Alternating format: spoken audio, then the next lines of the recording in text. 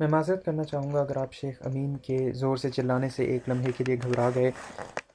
آگے بھی ایسی توقع رکھیے گا، اس درس میں ایسا دوبارہ ہوتا ہے ایک آدھ مرتبہ۔ شیخ امین اپنے مریدین کے سامنے ایک دعا پڑھ رہے ہیں اور انہیں تعلیم دے رہے ہیں پڑھنے کو۔ یا وجہ اللہ یا وجہ النبی، اے اللہ کے چہرے، اے نبی کے چہرے۔ یہ دعا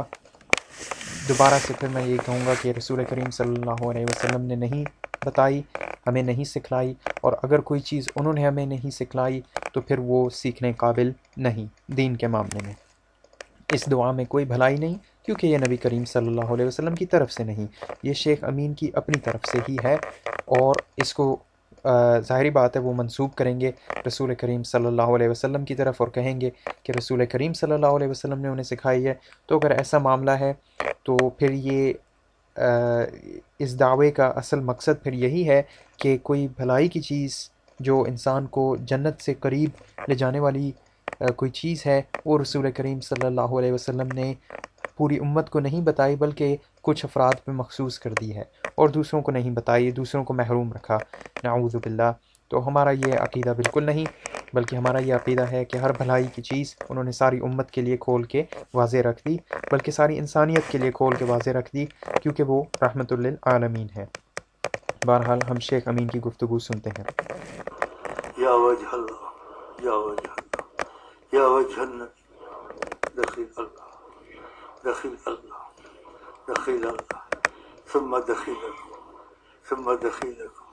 ثم دخیلکم وصلی اللہ علیہ وسلم۔ کتنا بڑا کرم دنیا میں نہیں ہے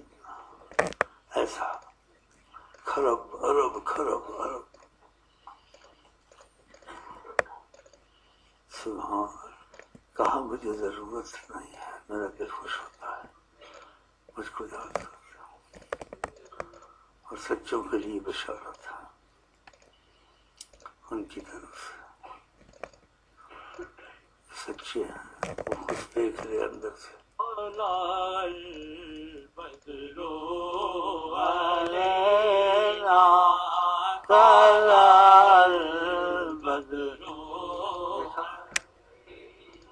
جھانکا انہوں نے، اللہ کہہ رہا تھا سبحان اللہ، اور کسی نے دیکھ بھی لیا ہوگا، اللہ کسی نے محسوس بھی کیا ہوگا، حیات النبی ہے جناب محمد، وہ دربار رب مقرب محمد، سبحان اللہ۔ چور اور شرابی چاہے ہو قاتل، معافی دلائے نام محمد۔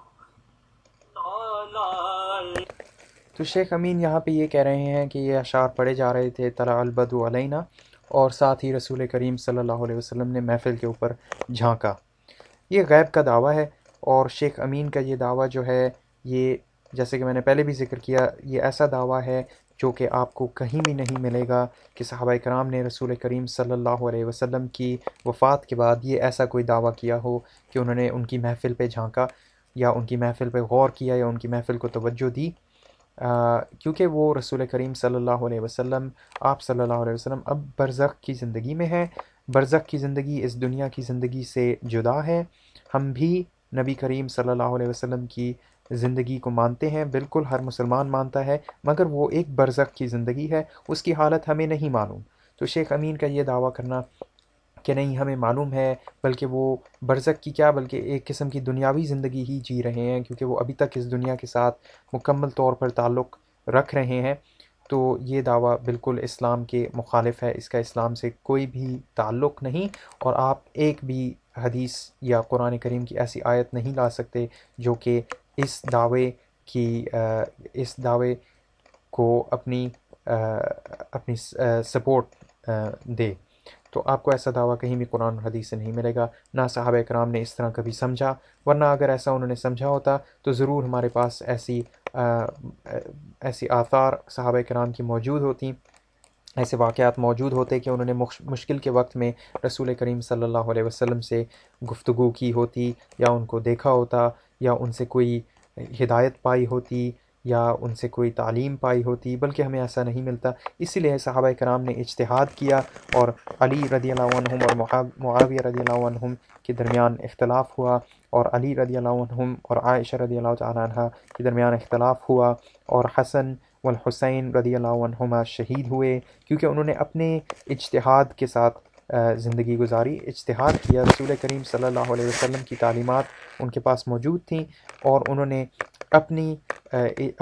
اجتہاد کے اوپر مبنی فیصلے کیے، اور حسین رضی اللہ عنہم کربلا کے لیے کربلا میں شہید ہو گئے، اور وہ کوفہ کی طرف بڑھے، جبکہ انہیں دوسرے صحابہ کرام نے بھی روکا۔ یہ ایک مثال میں آپ کو دے رہا ہوں، کیونکہ صحابہ کرام میں آپس میں یہ رائے کا اختلاف ہونا اس چیز کا ثبوت ہے کہ ان میں سے کوئی بھی یہ دعویٰ نہیں کرتا تھا کہ اس کو رسول کریم صلی اللہ علیہ وسلم کی طرف سے ہدایت ملتی ہے۔ ظاہری بات ہے اگر ایسا کوئی دعویٰ کرتا تو سب اس بات پر متفق ہوتے، لیکن ایسا دعویٰ کسی نے بھی نہیں کیا، مگر شیخ امین صاحب یہ دعویٰ ضرور کر رہے ہیں، اور وہ بتا رہے ہیں کہ رسول کریم صلی اللہ علیہ وسلم اس وقت محفل پہ جھانک رہے ہیں، یا اس وقت محفل کی معافی دلوا رہے ہیں، یا اس وقت ان سے مخاطب ہیں، یا انہوں نے کوئی پیغام پہنچایا۔ یہ سب دعوے جو ہیں ان کی کوئی بھی دلیل، کوئی بھی ثبوت نہیں۔ اور میں یہ پوچھنا چاہوں گا شیخ امین کے مریدین کے ساتھ کہ ایسا دعویٰ ہر شخص کیوں نہیں کر سکتا؟ سچی بات یہ ہے کہ یہ دعویٰ ہر شخص کر سکتا ہے، فرق صرف یہ ہے کہ اس وقت شیخ امین ایک ایسی جگہ پہ موجود ہیں ملتان میں جہاں پہ انہیں اس دعوے کے لیے کوئی پکڑ نہیں۔ سچی بات تو یہ ہے کہ ان کی کوئی پکڑ نہیں اس وقت، کیونکہ وہ ملتان میں موجود ہیں جہاں پہ بے تحاشا قبریں پائی جاتی ہیں، جن کے اوپر مزار بنے ہوئے ہیں، قبے بنے ہوئے ہیں، اور بڑے بڑے گمراہ لوگ ملتان میں پھر رہے ہیں، اور ان کو اولیاء سمجھا جا رہا ہے، یا ان کو جیسے کہ لوگ کہتے ہیں کہ پہنچے ہوئے ہیں اللہ کے پاس، یا ان کو ایک قسم کا مجذوب سمجھا جا رہا ہے، یا اللہ کے عشق میں ڈوبا ہوا سمجھا جا رہا ہے۔ اور اس عشق میں اب وہ جو مرضی کہیں، جو مرضی کفر بولیں، جو مرضی شرک کریں، لوگوں کی طرف سے کوئی پکڑ نہیں، کیونکہ یہ جگہ ہی کچھ ایسی ہے ملتان، اور یہاں پہ اس قسم کے لوگ اکثریت میں پائے جاتے ہیں۔ اور شیخ امین بھی بڑے سمجھدار ہیں، اسی لیے انہوں نے یہاں جا کے اپنا ٹھکانہ بنایا ہے۔ اگر شیخ امین کسی ایسے ملک میں ہوتے جہاں پہ توحید کو سمجھنے والے اور توحید کا نظام قائم کرنے والے لوگ موجود ہوں، تو شیخ امین کا یہ کام اور یہ جو ڈرامہ کر رہے ہیں یہ بہت زیادہ دیر تک نہیں چلے گا، اور شیخ امین کو اس چیز سے گریز کرنا پڑے گا۔ بہرحال ہم شیخ امین کی گفتگو جاری رکھتے ہیں۔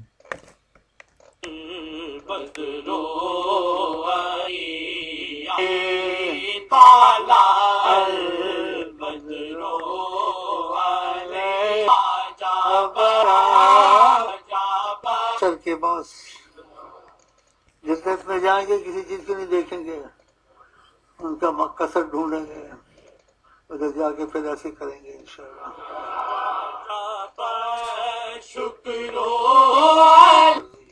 آقا جی میری اوقات کچھ نہیں، میں نے کہا میرا کیا بنے گا؟ ان کو ترس آ گیا کہ مر نہ جائے، ایسا دل نہ پھٹ جائے۔ کہا میں محمد تم سے وعدہ کرتا ہوں، اتنا بڑا کرم، اتنے بڑے لفظ، میں خدا کا محمد تم سے وعدہ کرتا ہوں تم جہاں بھی ہوگے میرے پاس آؤ۔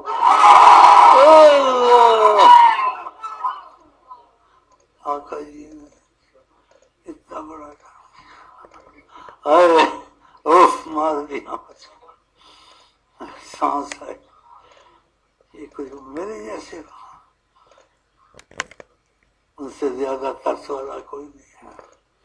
اسلام میں خوف میں تھا کہ اوقات کچھ نہیں ہے، اور چاہت اتنی، تمنا اتنی